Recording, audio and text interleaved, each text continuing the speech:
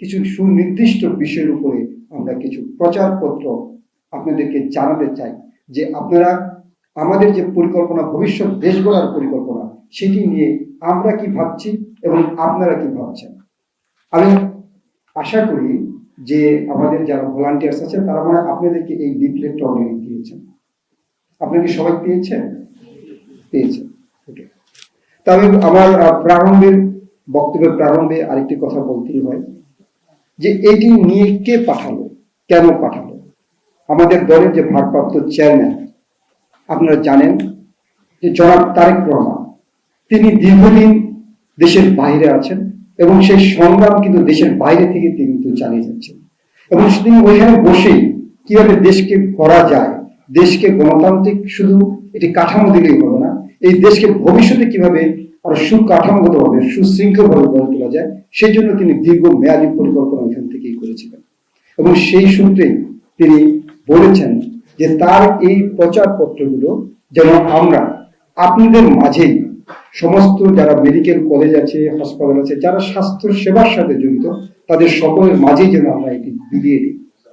তাই বিলিয়ে দিতে গেলে আসলে আমরা যদি লিফলেটটি আপনাদের হাতে দিয়ে যাই, তাহলে কিন্তু লিফলেটটি পড়ার আপনাদের অনেকের সময় হয় না বা অনেকের দেখার সুযোগ হয় না। তাই আমরা লিফলেটটি সম্পর্কে হয়তো কিছু বলার জন্য আপনাদের মাঝে এই অনানুষ্ঠানিক এই আয়োজনটি শহীদ সোহরাওয়ার্দী মেডিকেল কলেজ করেছে।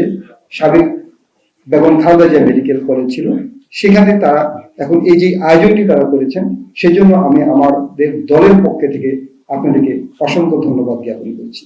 এবং আমরা কিন্তু আমাদের কার্যক্রমটি আজকে থেকেই আমরা বেসিক্যালি শুরু করেছি। আমরা বিভিন্ন জায়গায় এটি নিয়ে আমরা আলোচনা করেছি এবং সেখানে আমাদেরকে সহযোগিতা করার জন্য আমাদের যে বিভিন্ন সংগঠন আছে, যারা স্বাস্থ্য সেবার সাথে সংগঠন, বিশেষ করে ডক্টর অ্যাসোসিয়েশন বাংলাদেশ, ড্যাব, বাংলাদেশ নার্সেস অ্যাসোসিয়েশন, তারা সকলেই কিন্তু আমাদেরকে এই ব্যাপারে সহযোগিতা করেছে।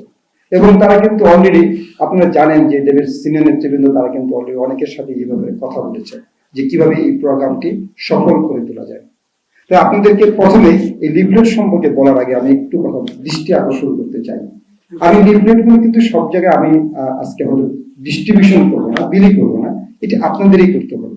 যারা আপনারা করবেন, তাহলে তারা বিশেষ করে যে রোগীদের মাঝে যখন লিফলেটটি বিতরণ করবেন, কোনো বিশৃঙ্খল করা যাবে না।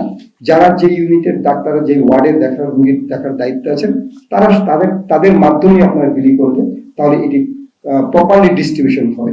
এবং সেখানে আপনারা যে 2 বা 3 জন যে এইভাবে ডিস্ট্রিবিউশন করতে পারেন, এবং আউটডোরে যেটা করা যায় সেটা আপনারা করতে পারেন, সেটা নিয়ে কোনো সমস্যা হওয়ার কথা না।